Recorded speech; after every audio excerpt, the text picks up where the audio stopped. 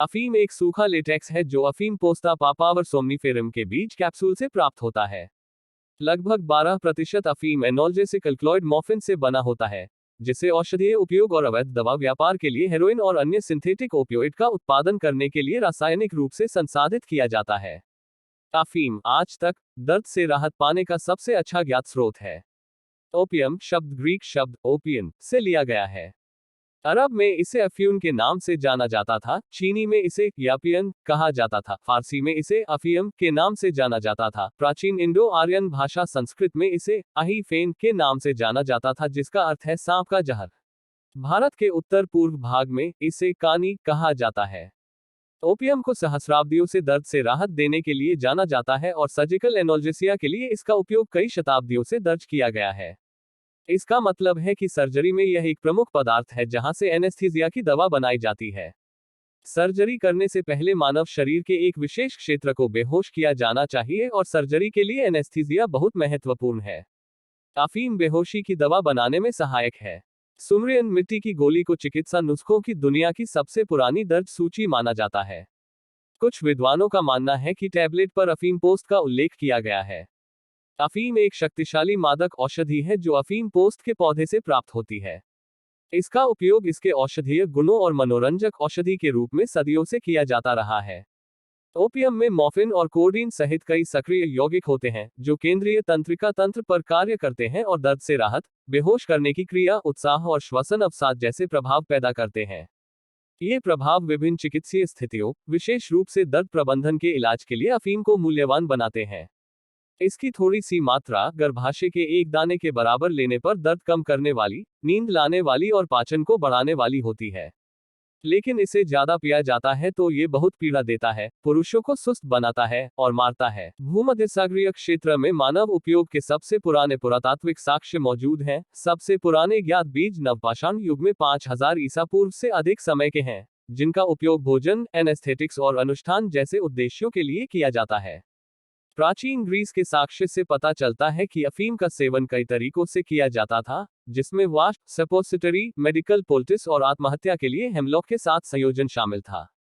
भूमध्यसागरीय भूमध्य सागर के आसपास की भूमि का क्षेत्र है जिसमें ज्यादातर भूमध्यसागरीय जलवायु होती है, हल्की से ठंडी बरसाती सर्दियां और गर्म से गर्म शुष्क ग्रीष्मकाल, जो विशिष्ट भूमध्यसागरीय वनों, वुडलैंड्स और झाड़ियां वनस्पति का समर्थन करता है।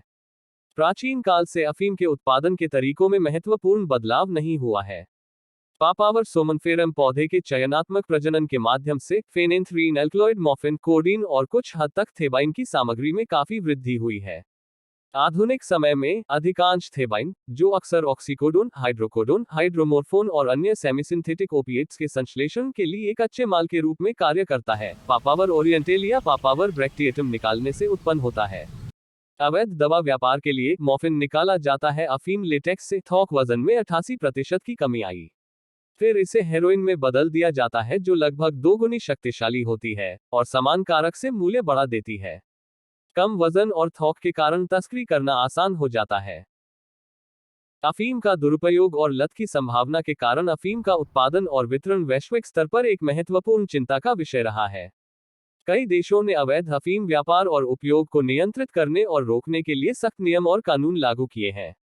हालांकि अवैध अफीम उत्पादन और तस्करी बड़ी चुनौतियां बनी हुई हैं, खासकर गोल्डन ट्रायंगल म्यांमार, लाओस और थाईलैंड और गोल्डन क्रिसेंट अफगानिस्तान, ईरान और पाकिस्तान जैसे कुछ क्षेत्रों में।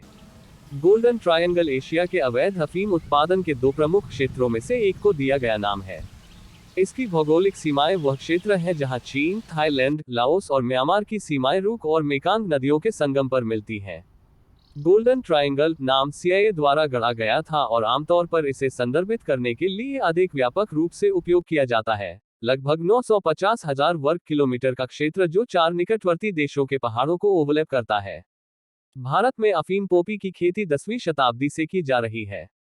10वीं शताब्दी के प्राचीन भारतीय चिकित्सा ग्रंथ धन्वंतरी निघंटु में विभिन्न प्रकार की बीमारियों के इलाज के लिए अफीम को सूचीबद्ध किया गया है। 16वीं शताब्दी के आरंभ में मुगल काल के दौरान भारत में संघीय एकाधिकार के रूप में अफीम की खेती की जाती थी। आइन-ए-अकबरी, मुगल सम्राट अकबर 1556 से 1605 ईस्वी के समय और अवधि का एक ऐतिहासिक रिकॉर्ड बताता है कि अफीम की खेती उत्तर भारत के सभी प्रांतों में की जाती थी, जो 10 लाख वर्ग से अधिक क्षेत्र में फैले हुए थे। मुगलों के पतन के बाद वर्ष 1773 से अंग्रेजों ने अफीम उत्पादन पर नियंत्रण कर लिया। भारत में अफीम उत्पादन के लिए पोस्त की खेती 1000 से होती आ रही है और निश्चित रूप से 16वीं शताब्दी की शुरुआत से ये औपनिवेशिक भारत से ब्रिटिश राज के राजस्व का 15% था। सख्त सरकारी नियंत्रण के तहत वैध खेती और उपज का प्रबंधन स्वतंत्रता के बाद भी भारत में जारी रहा।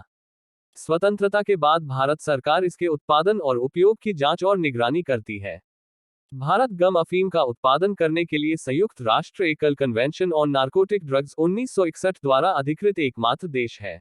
NDPS narcotic drugs and psychotropic substances act 1985 अधिनियम केंद्र सरकार को चिकित्सा और वैज्ञानिक उद्देश्यों के लिए अफीम पोस्त की खेती की अनुमति देने और विनियमित करने का अधिकार देता है।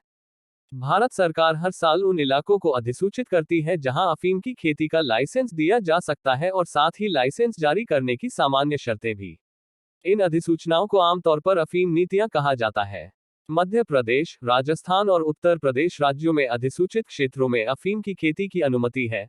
सामान्य शर्तों में अन्य बातों के अलावा पात्र होने के लिए इन 3 राज्यों में से प्रत्येक के किसानों द्वारा प्रस्तुत की जाने वाली न्यूनतम योग्यता उपज MQI शामिल है।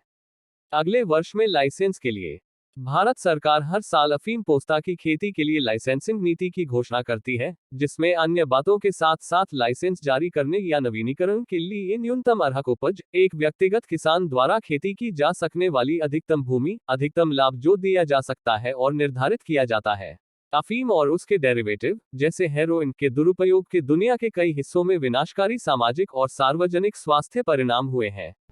अफीम समस्या के समाधान के प्रयासों में आमतौर पर कानून प्रवर्तन, सार्वजनिक स्वास्थ्य उपाय, रोकथाम और उपचार कार्यक्रमों का संयोजन शामिल होता है। इसके अतिरिक्त अफीम आधारित दर्द प्रबंधन के विकल्पों का विकास और उपयोग अनुसंधान और चिकित्सा पद्धति के महत्वपूर्ण क्षेत्र बन गए हैं। अगर आपको वीडियो पसंद आए तो लाइक और सब्सक्राइब करें। धन्यवाद।